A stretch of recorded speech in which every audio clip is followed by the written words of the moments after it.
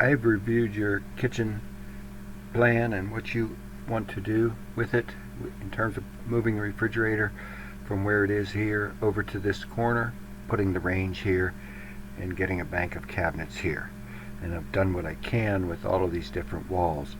And this film will probably be confusing because I circle back around a couple times for various reasons to various walls and re-review various walls. So just because it looks like I'm done reviewing a certain wall, like this wall for example, we'll be starting reviewing this wall, but we will return to this one at the very end and this one.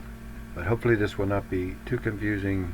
So I began with the refrigerator cabinet, the cabinet that encloses the refrigerator and closes this side of it off. First of all, one of the challenges with your kitchen is kitchens are generally sold in these sorts of heights: an 84-inch kitchen, a 90 and 96-inch kitchen. KitchenAid offers these other ones as well, 87 and 93. But your finished ceiling is 101.5 inches. And so we have to endeavor to not waste that 4 or 5 inches of space at the top. Here we have, looking towards your north wall in the kitchen, that's the 100.5 finished. And these are these various kitchen heights that they offer. And you can see none of them will stretch the ceiling. So I'm going to be endeavoring to use that 4 1/4 space at the top around the kitchen so that we don't lose that. So we are going to be using some combination.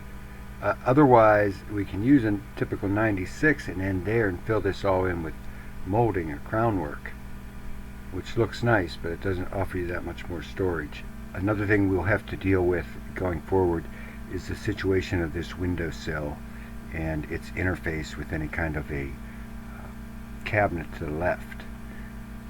This is countertop height 36. This is where the top of your counters is going to be, and then they generally have a backsplash.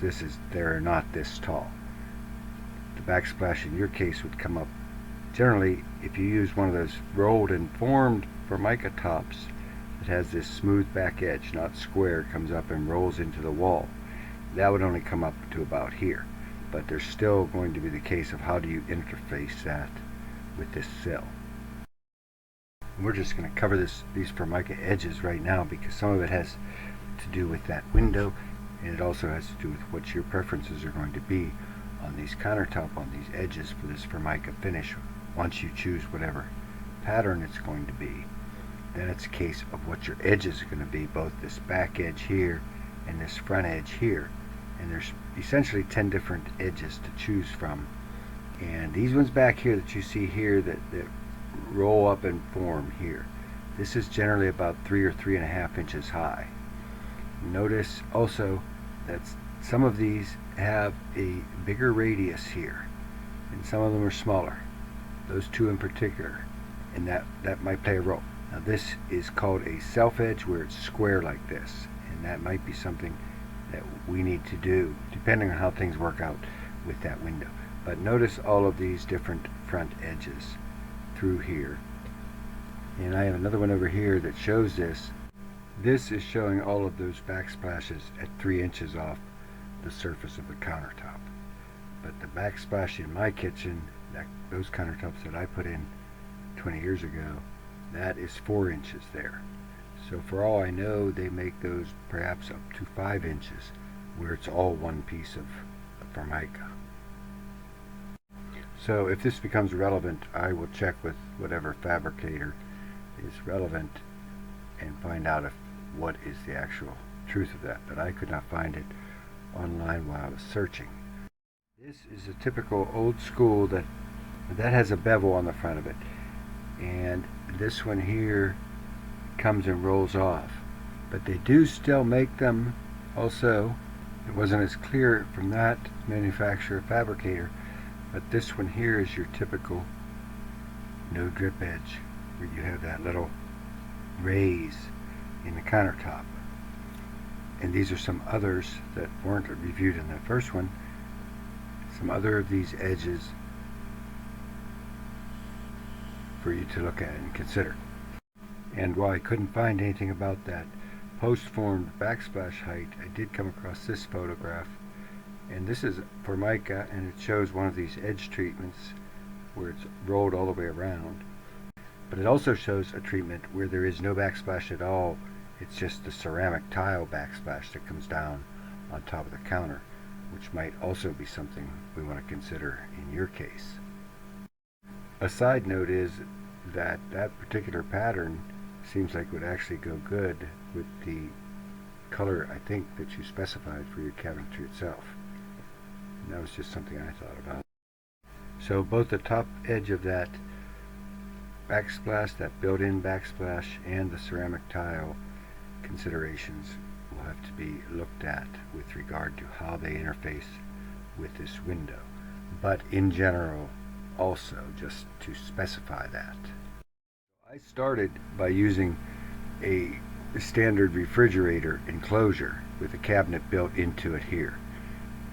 And the way they sell them, these sides are 1.5 inches on either side. You can't see all of this one because it's behind that casing, but you can see it down here at the floor. And in terms of this clearance of the countertop, in terms of the clearance of the refrigerator, in this corner like this, these are their warnings here. They want 3 3/4 without the handle, but your handles are built into the doors. So I don't even know if this applies, although this is supposed to be for your refrigerator. And we're fine on the sides. In this back, I'm showing the refrigerator pulled out 2 inches from the back. And here you see their diagram with the doors open 90. Now we don't even have a chance of getting that 11.5 over there. So on the left side, that's not going to happen, regardless. And here's how close this is here. This is this little diagram from here pasted into here. And what my concern is that door, and since right now the way this is shown inside the enclosure with a panel on this end, particularly since it's right beside the sink, this is only 1 7/8 inches from this finished plaster, and they wanted 3 3/4, which is another 1 7/8 inches. So I was not overly concerned about the handles, and you can see that the drawer is clearing this windowsill. Your windowsill's in there. The drawer is outlined here. I think I update that. There's the windowsills, and that's what I'm concerned about, that door wants to hit the corner of this windowsill right here and won't open to 90 degrees. So when I put that thing in there, you can see it's a very close call on whether that door is going to open to 90 because of that. And if I move everything over to that 3 3/4 clearance that they want, you can see it's in good shape. But you can see it also really starts to encroach. Well, it cuts into this window casing a couple inches.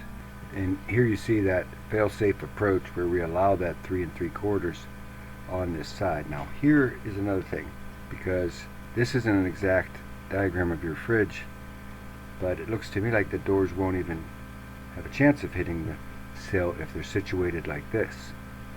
They're above the sill here. We already know it looks like the drawer clears, and all of this can be double checked. So I went back to pushing the limit, pushing that back. Yeah, there's your refrigerator, actually your refrigerator, and you can see that those doors are not going to hit that sill. So at least that was not apparently going to be a problem. We still have to double check and make sure that drawer is going to clear, though, with the refrigerator at 1 7/8 inches here, because that was kept back there to maintain this whole, whatever this is, 4 or 5 inch width of casing at the window. I don't want this to become too much of a tunnel in here. This is a north window already, which is not the brightest. So when you start with this 36-inch sink base, you are only left with maybe 6 inches on the end of the refrigerator. But if you can go down to a 33-inch sink, then you start increasing that to a little bit more usable space. And what I did is just push this over another 1/4 inch to just give us a little more clearance there. Push encroaches on this window just a touch, because we really don't want this casing curving back where there's like a, we want this to actually, it'd be best if this casing were able to be sawn smoothly there, and then this panel mounted against that casing with a nice hard edge. rather than that casing rolling into like a spider crack right there. And one of the issues to pay attention to with that, when I move this to a 33, it's still centered on the window, on the center of the window, but still not giving us enough space there, and I don't think there's enough room to get it on the left. So it requires, to get this 9-inch, which is basically what it takes to get a usable cabinet. They have 6-inch cabinets, and we'll talk about that.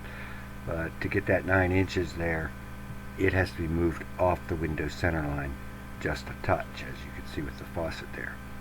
Now these 33-inch, going to the 33, let's assume we go down that road, going to that 33-inch sink then. Generally, these drop-in sinks will not drop into a 33-inch cabinet, because outside to outside of the bowl is generally about 33 inches. But we used to do this.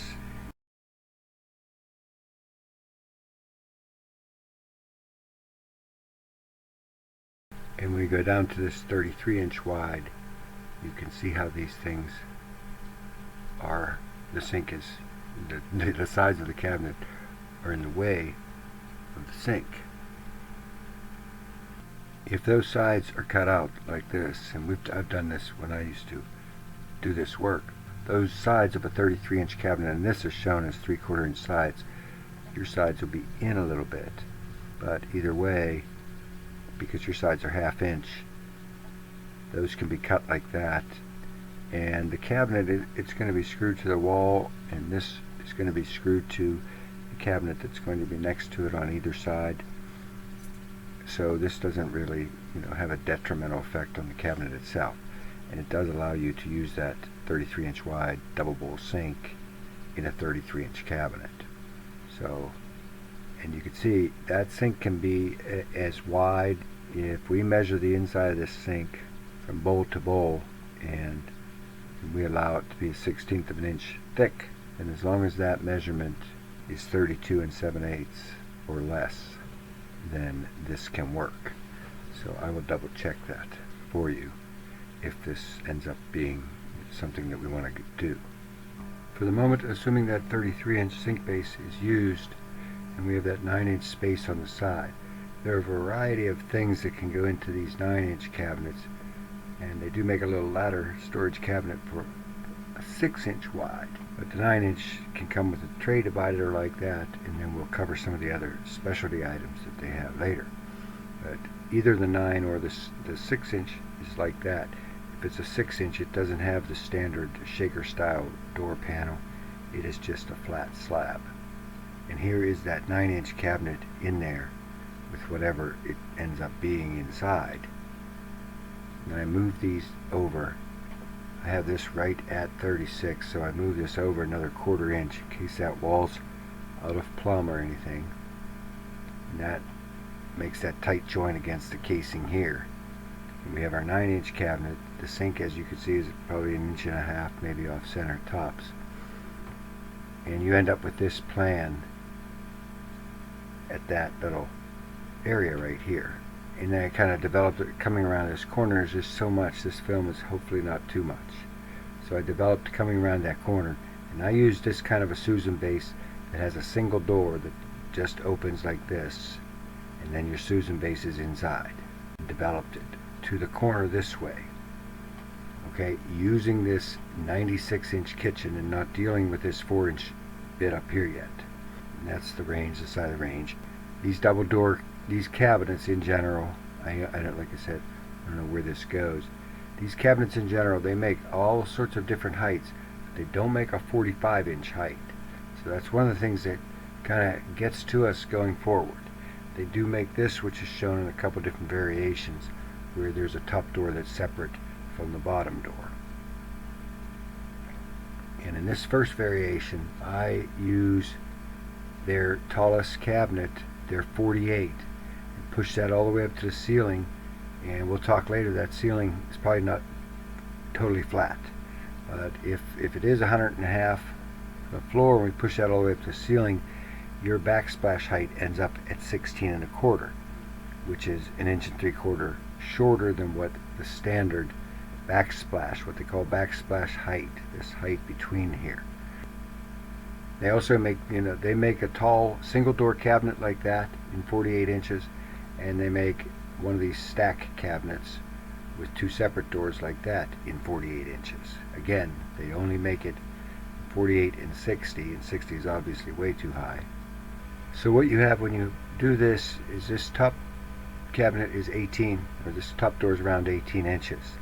It does line up nicely with our window as far as that goes.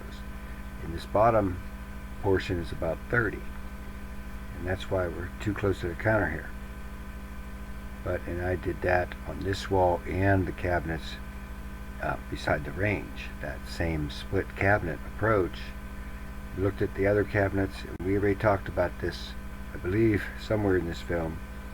This is what is a standard that has this middle piece, this middle vertical piece, and a butt door does not have that.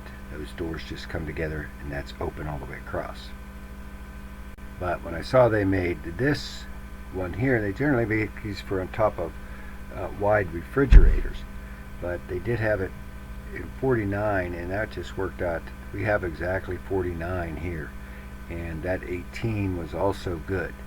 So if you wanted to pick up, I think you're going to lose some cabinet space really from what you have, but if you wanted to pick up some additional cabinet space, you could have these mounted above the window. And note, I will continue to show these through the film, but they can be gone away, and that can be just open all the way to the ceiling, or a valance put across, or whatever else you'd like to do, shelving. But through this film anyway, these three cabinets will be the one thing that doesn't really change. And so this looks like this, and this shows you the two different cabinet styles. Ignore the rest of the kitchen for now. But this shows this cabinet that goes all the way up, and remember this is 48 inches, so that's 16 1/4 between there. It's a short backsplash. And this is that stack unit that goes all the way up, 48 inches. Now looking at the range wall, and as I said at the beginning, we will be returning to this. Now notice, as I did it here when I first started, I used a 36-inch corner spin unit, and then I put your range basically as close to this casing as I could, given the standard cabinet dimensions. And this is a 6-inch cabinet, and you can see that door is one of those flat slab doors, and there's not a lot you can do with a 6-inch cabinet, particularly this style with that face frame, because you only get about that 3-inch wide by maybe 30-inch high space. And I looked at various different ladders before I stumbled across the fact that they actually make a ladder that fits in this, but they make aftermarket ladders as well that would fit in it. But in terms of this exhaust fan situation, what we want to do there, if you want a regular exhaust fan, this is kind of a minimal kind of thing. I mean, you can get this in 6 inches high, but this is a standard one, and one of the issues with getting actual true exhaust fan in your kitchen is that this has to travel, this duct, which is probably 8 inches wide, has to travel up through this cabinet and then up into those joist spaces and then out to the outside of your building. But a lot of that space up in that cabinet is lost as a result of that, and they could probably build a box around that, but you would have to consider whether you want to do that. For my part, what I did is I looked up these ductless range hoods and decided to go that route, just because this is kind of involved to do. They have to open up the ceiling plaster, and then they have to put this ductwork in. I'm not saying it's recommended. If you did a lot of smoky cooking, a lot of stuff that you would want to ventilate on a regular, then this is probably the decision, the call to make. As far as I can see, none of these exhaust ventilators have the ductwork offset to the right or the left. They all come straight out of the top on these 30-inch wide ones.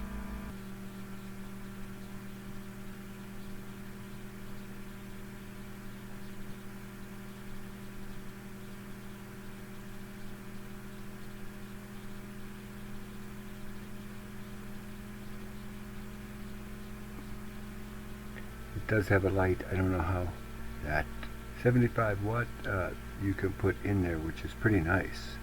Actually, 75 watt should light that very nicely. But I like that these corners are clipped off here, so it's particularly because of where it's located coming in the door there. So if I was specifying this because of that ductwork issue, just the work involved with it, and we've lived without a range hood this long. So, but this is the top of the list, and it's certainly reasonably priced.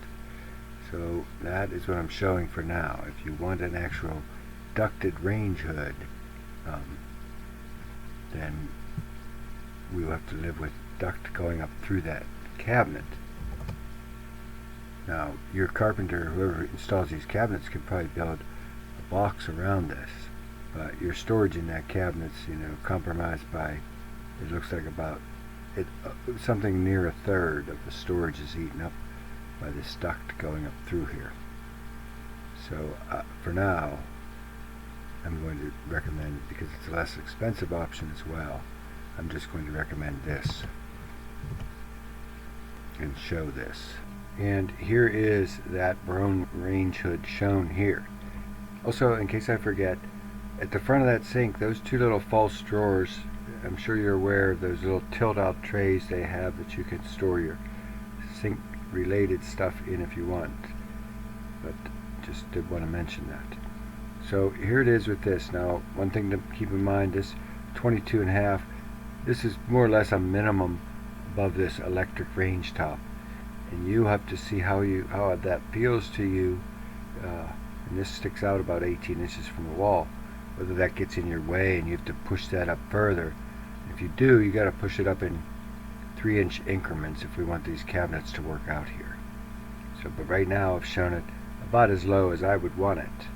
I'm only 5'9", so I don't know how that would work for you. But here is that on that same, so on this east wall, on this east bank wall, I'm showing it with the tall 36-inch cabinets that go all the way to the ceiling. An alternative is to have all of these top cabinets as 18, and actually this is one cabinet here, a stack cabinet, and you open these doors and there's no center bar here. Those would be butt doors. But these ones up here are separate cabinets. So there's two cabinets there. Returning to this north sink wall, if we just start labeling these plans by these big numbers over here when I refer to them, that is how that begins to look on that wall. You have this 9-inch cabinet, and then you have this 6-inch cabinet on the right side of the sink. The alternative, one of the alternatives to that, is to get rid of both of those little cabinets and just go with a whole wide 48-inch sink base. And you can even split that into 2 doors. 2 sets of doors, that is. 4 doors total. And while none of that space up there at the top in that drawer space is going to be usable, splitting it like this would allow you to have like roll-out trays probably on the bottom of both sides of that, and maybe even 2 roll-out trays on one side or the other, depending upon how that plumbing is arranged under there. So that would be one of the advantages of having this 4-door split like this with a single cabinet spanning that whole 48 inches. But all of these top becomes, you can't use any of that at all because this sink is coming over past the middle line. But I talked briefly about this backsplash because obviously we don't want it to look like this when it's done. If you used a self edge, one of these square edge ones, you would come all the way up and then the casing could just come down and sit on top of that. And this can be interfaced however it's interfaced with that window. But with those curved ones, it's going to be a little bit more tricky, and you almost definitely be limited to using one of the ones that has that smaller radius, so it has a little bit more flat space on top for this casing to come down and sit on.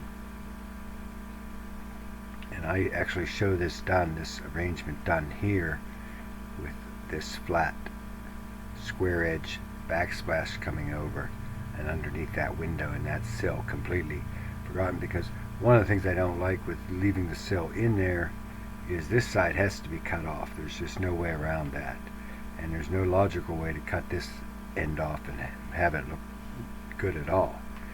So I think we have to just completely get away from that traditional lism at that window and go with something more like this. And that is how that's done, and that is again with that, you can see the square edge here up along here, and this is for the contractor too. So, but if we use one of those rounded ones, and I like those rounded ones, so, but if we use one of those post-formed ones that forms up and comes around and dies into here, then these casings would have to be, I would think, curved, cut to meet that. I would think be the only reasonable way to do that with that curved back. Now, looking at this, now we're going to begin looking at the south bank briefly, but we will be returning to this north and to this east bank as well. But looking at the south bank, we really have about 81 inches of space to work with, and you can see that the countertop doesn't even interfere with the casing at that point. And I mean, the next point you would push it to is 84, and then it's well into this casing. It begins to compromise this path already a little bit more than it already is. In terms of the microwave, this is CraftMade makes these, and your microwave, now the measurements you sent me, I'm not completely sure about this, but they make these in these widths, in these heights, in these depths. So if you're thinking that microwave is going to still be apart, if it's going to stay, that's what I assumed. I chose a shelf that would do that, which was a 15 high and a 15 deep. But when I looked up that microwave, it looked to me like that was closer to 16 deep. So what I'm showing in the future is one of these 18-inch deep microwave shelf. So we'll have to double check that as well. And maybe there's just two different types of people or two different models of this. But you can see this one is shown. It's the height you called out, and the width you called out, I think 19 wide. So maybe this one's a little larger than yours. In any case, I sized what I'm showing you to fit this 16.5 inch deep one. And these are just some additional cabinets. These, I don't know, you have a wastebasket I see in the corner, and that's one thing to think about for the contractor, whether or not that register that's in the floor, whether or not, as long as that's 20 inches from that wall or 21 inches from that wall, we shouldn't have to move it or do anything special with it. But they have these bottom mount wastebaskets where you have a drawer at the top and then the wastebasket at the bottom, and that's what I ended up showing in this 21 inch space. But the microwave that you have, that's maybe 20, if it's 20, it can be up to 21 inches wide and fit in this 24 inch cabinet that I'm showing. And I'm showing that 18 inch deep shelf with it. And because there's no drawers so far at all anywhere, I am showing this whole bank of drawers here, and this over here, all of this. So as far as this whole bank of cabinets, yes, I've put this 24 inch bank of drawers in here, and you can do what you like with that as well. But as far as this whole thing, you can see what you have to work with, whatever that is, 81 inches, and it's always going to be 3-inch divisions that divide this up. But there are just so many things that you can do along that 81 inches. And you need to think about how you're going to be using that. And I think I'll print these pages out and get them to you. But this is apparently they sell different CraftMade products at Lowe's and at Home Depot. I always try to use Lowe's, but this is from the CraftMade Lowe's book, and these are the available base cabinets that you see down here. And that's why I'll just get this printed into you, because you can study this and see what you would like to do with that space down there with that 81 inches. And I don't know, besides the oven drawer, I don't know where you're going to put your pots and pans. So I don't know if you want to opt for something like this in some of that space. And it doesn't have to be divided like it's shown here.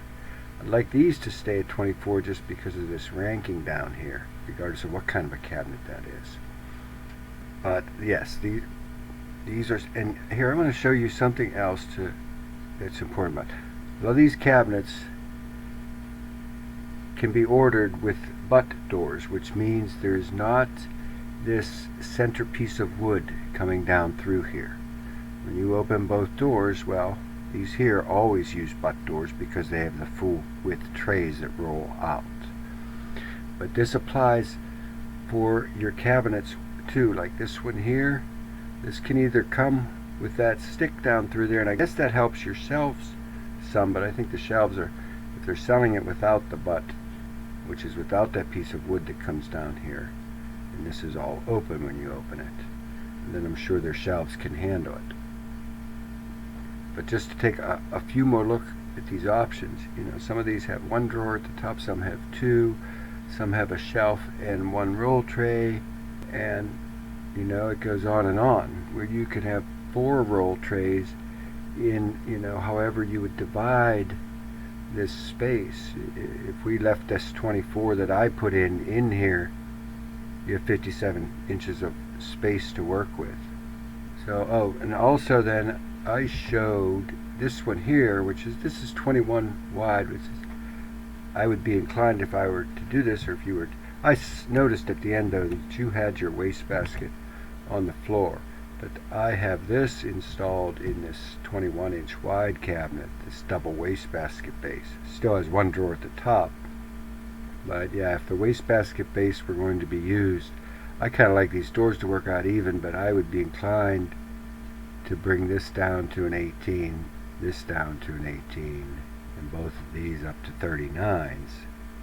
If you were going to use, for example, a wastebasket base, or they have these things that you can pull up your mixer tray with. I don't see it here, but I know they have them, where you open the drawer and your mixer tray, or your KitchenAid mixer, the heavy KitchenAid mixer, is just down there. But I think you're going to have enough counter space that will probably stay up here. But so that is something to think about. There's so many different things to do within that 81 inches, including just plain old, you know, shelves and doors, which will be the least expensive way to go. And here are some more of these right now, because later in the film some of these might come into play. That's that base mixer shelf, and they tell you which widths you can have for something like that. But the reason I came over here was because I'm going to show you something, another alternative plan over by the range that utilizes these 9 and 12-inch cabinets. And so these are the available things that you can do with one of these 9 or 12-inch cabinets, which are more or less not that valuable because they're so skinny, particularly with this face framing that uses up 1.5 inches on each side. So, but these are the various, you know, things, and you may have already familiarized yourself with these. But these, any of these things that say 9, we're going to be able to use in one of those small 9-inch space. I think we even have a 12-inch space somewhere. So you may want to opt for one of these specialty cabinets in any of those locations where there's 9s or 12s. Now here, this is, I didn't mention this earlier in the film, but for that 6-inch piece that's over on the left of the sink right now in this current plan that I was showing you, that's in this plan E, then you have that stool that goes into that 6-inch wide space. So some more things that you can do with these 9-inch wide cabinets. And they might even, I thought, yeah, see, they show some, this is that one, this would be to the right of the wastebasket. So these are some of the various things that maybe you've already familiarized yourself with them, and I'm sure they charge too much for most of these. Leaving the decisions with regard to all that interior cabinetry aside for now, returning to this, I want to talk about this backsplash height here. Putting these in like this, where this is that 15-inch high and this is a standard probably 30-inch high, we end up with, again, below our recommended backsplash height of 18 inches. These are their standard height 42-inch cabinets, and if we bring those down to their standard 48-inch height, we are again down to this 16.5-inch backsplash height. So, and I imagine they probably have, for an upcharge, you can order 42s as 45s and end up with, the 18.5 inch 18-inch space that's recommended for a backsplash. And this is just showing that up. Maybe you want that as a higher space and are willing to live with this lower space here. Those are decisions that have to be made. Now this is using all standard cabinets, 4 of them instead of 2 of them. Ideally we are able to get those cabinets at 46.5 and this one at 31.5. But any of these other arrangements, depending on what you need at that backsplash height, will work. And this is with all these special priced 46.5 inch high cabinets, but you can imagine that it works with those up a couple inches as well. It looks to me like that register goes about 12 inches, maybe 10 inches past this casing. And it looks like that would still clear this toe kick. Hopefully it doesn't even go under it, both from functional and an aesthetic. But if the floor is being replaced and it's easy enough to rotate that thing where it goes this way, that might be the thing to do. But it looks like right now, if you weren't replacing the floor, even if you were, it looks like you technically do not have to relocate that vent. Now, in no particular order, we'll cover a number of other things in this series of photos here. Your refrigerator doesn't have handles, as we know. This is showing that 48-inch wide sink base, and we talked about you could do whatever you wanted in the bottom of each of those sides. And from this side, and you have to think about where you're going to put that trash can if those drawers are over here, or in general, really.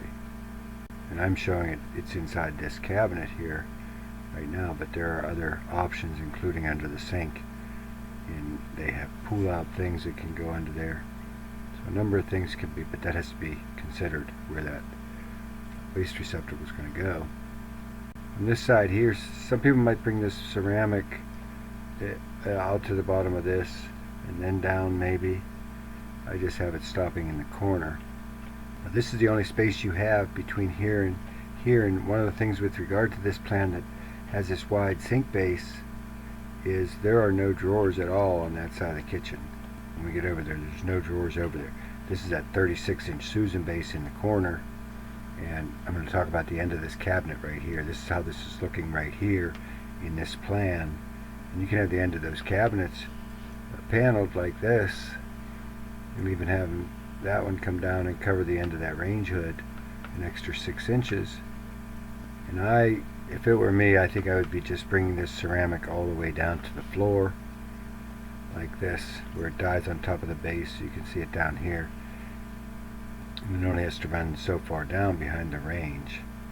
And here's these backsplashes. This is at 5-inch high, which is really tall, and then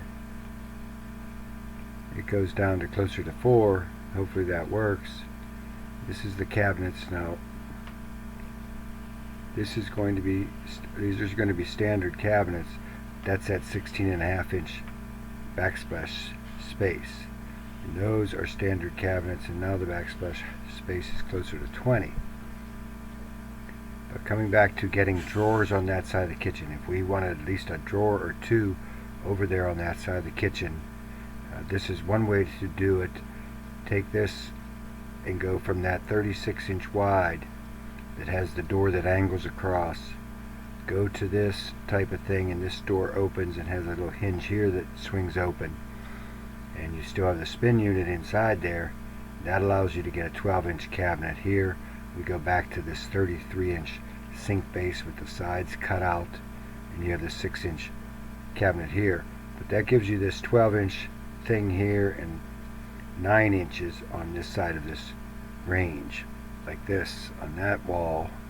And yeah, see, when we pull those cabinets up to where they're stock, we end up with 19.5, which is 1.5 inches higher than a standard backsplash, which isn't the end of the world if you have tall appliances in particular. And those are standard cabinets. Just 2 different ways to do those, really. In terms of this refrigerator cabinet here,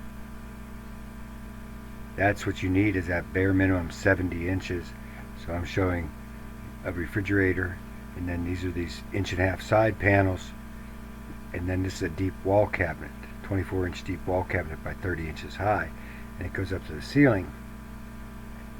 That ceiling is probably not going to be level, so these cabinets aren't going to be able to be slammed all the way up to that ceiling and still be functional. So we are going to need at least 1/4 inch or more, possibly as much as 1 1/4 inches. So I'm showing them with this little trim up here at the top to finish that out and hopefully transition to the ceiling effectively. When we do that, we need a little bit more space. So instead of this being 30 inches high, it goes to 27 inches high and has a little bit more space under this refrigerator. Maybe someday that refrigerator's replaced with something that's 72 inches high, which would now fit under there. Also important to mention is that in that big deep wall cabinet, you can have roll trays if you like, butt doors, or vertical dividers, horizontal shelves, whatever you want to do inside that big space to maximize its storage. Because this is too close a call. If those hinges were located outside, even that's not going to work, because the doors will hit the hinges when you open them. And there's the difference between these two Susans. I had been showing this one with the angled door, and that gives you a 17-inch wide opening in there. And this one here has this double hinge door that opens out like that, and then the gap is, only about half of that, less than half of that. But that unit spins around. You can see the pie-shaped shelves. So that's the other difference. These are whole round shelves here, and these are pie-shaped shelves. These probably the shelves you have would work in this angled one, but if we leave that angled one in there, there's not going to be any drawers on that side. These are just details for the builder to be aware of. My guess is that this ceiling slopes down and the low point is going to be over here somewhere, so the cabinets are going to be running from here, and whatever they run up to the side of that refrigerator thing there, it doesn't matter. These one can go independent of these. These were these little ladders that I had looked at. I really like that one, and that's a good brand, and that would fit in that 6-inch cabinet. Well, no, that would not fit. Sadly, that would not fit in the 6-inch cabinet. You would need that other one that they show, which is also available out there, because this is too wide. I just really like that one. And we're almost to the end of this. You can see what I opted for, what I'm showing here, which is the higher backsplash on that side, and an opportunity for drawers there and there. So that would be Plan 1106D, which shapes up something like that, with the cabinets labeled like that. So you have a 12-inch one here and a 9-inch one here that you could do any of those specialty filler things with. An alternative, though, because I'd like to see, I don't really care for this range just ending this way. I'd like to have a buffer there, but I don't know if you can live with smaller space on that side, where that Susan goes down to the 33-inch, and we get that cabinet, that 9-inch cabinet is moved to the right side. And we have E is that. I'm not sure what the difference is here. This one just wasn't finished or something. This E, I was still showing double cabinets on both of these locations, and F just goes to the simple single cabinet here, and this is a really tall cabinet, but at least they made it. So they don't make this one actually here to split this like this across here. I mean, I'm sure that you could probably custom order it. There's the high standard ones, the high backsplash, and almost done now. This is shown with standard cabinets over here, all these standard cabinets, including this one and that one, with that one custom one there, and the higher backsplash, 19.5-inch backsplash. This lowers that backsplash to 16.5, and these are all standard cabinets through here. This is nice and simple looking. I like the look of that. This is only 9 inches wide though, and really tall, 48 inches tall. But I'm not sure about that 16.5-inch backsplash. But I like having cabinet on this side, and then you have a drawer here and a drawer there, and then whatever you do across the thing. So I mean, I think this is working at least as good as your current kitchen in any event, or it could be made to work. These are added cabinets that you don't have right now, and I don't show you any views with those not there, and this film is too long now for me to show you that. But that would be a possibility, or those could be the ones that were nixed first. If you decided you were going to cut back some on these, those would be the first 3 to go. But that is all for now. Hopefully it wasn't too much information, but was enough for you to at least start getting somewhere with some of this. Some people run this backsplash, this solid backsplash, all the way to the wall. And don't forget, we could just eliminate that part altogether, this backsplash that comes up, this 5-inch piece. We could eliminate that altogether and have this casing, although it would be wood and have to be maintained painted, have that come all the way down, and then just have this ceramic come down to the top of the countertop. But there's several things to think about. And thanks very much. This was fun, and hopefully we can get somewhere further from here. Actually, lest I be remiss, there's one last bit, and it's very short. And once I looked at this, I just wanted to at least show one alternative plan with moving that range where it is, really. Moving the refrigerator as you requested, but then pretty much leaving the range where it is, just building that out with cabinets and ending up with the big counter space over here. So I just wanted to at least show you that alternative so that you would have it and know, whether one was more preferable than the other. And this is just 3 quick looks of that, moving that range over to that side or leaving it over there and developing the left side with the counter.